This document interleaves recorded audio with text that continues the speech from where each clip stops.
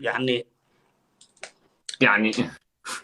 somaliland iyo aakhiraba waa loo shaqaystaa marraba kala dhinac galaayay aad u jeclahay somaliland أنت أحبك كثير سؤال. أنا أحب كثير somaliland mid kale aniga waxaan ku jeclaaday itusenba youtuber hooyi fanka looga kacay xiniyo king jamac hoolkii ku dhigtay at the same people maanaaba ma karaaba xumaan inaan ka sheego mawaalana cisbitaal ah xaggan xumaan ka sheegaya haddaan dhaho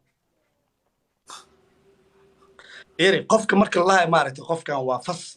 fanaankan waa fas meelaha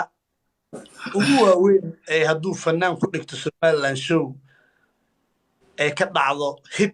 meelaha la dhaha waayo qofkan uu baxay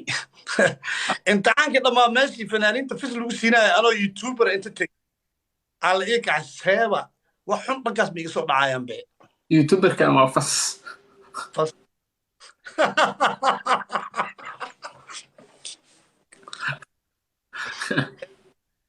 هاي guys عيارتان أنا بدينه والله. wallahi haddii lagu dhaho annaga cadnaan yar baa tey ebra taawa macnaha waxaa waaye dhandhaan ilaahay wejigii annagaamu cadnaan yar baa tahee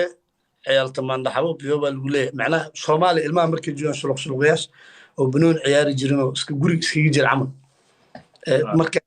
qurqurxoon oo dhib dhan lahayn dufduf iyo wax ciyaaltamaandhaxabo bay u bixiyeen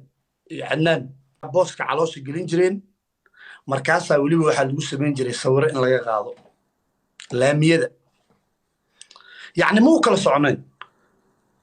arsenala meelahaas xabad uga soo bilaabayso xaafadahay soo gelayaan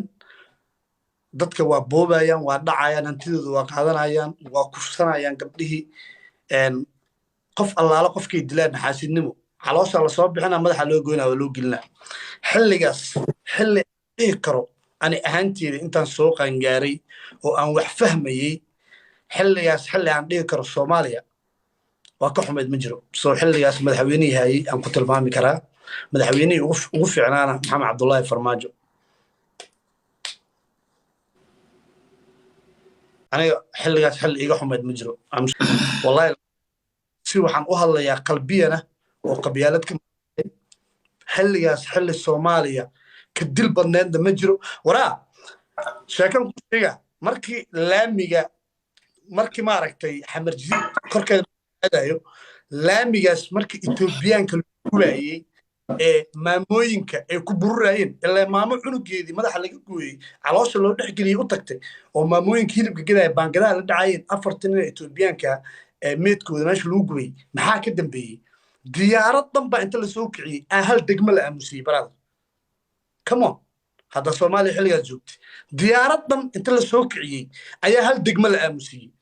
degmadii nimankaa lagu gubay waa la aamusiyey brother sabab cid wax iska weydiinayso male so ana xilligaas soomaaliya xilli iga baabaabaneed ma jirin markaan ka hadlo intaas soo qaangaaray aan wax garanayay madaxweyne ficnaana soomaaliya intaas soo qaangaaray oo xitaa waalidkii xitaa aamusiin oo aan ku tilmaami karo wallahi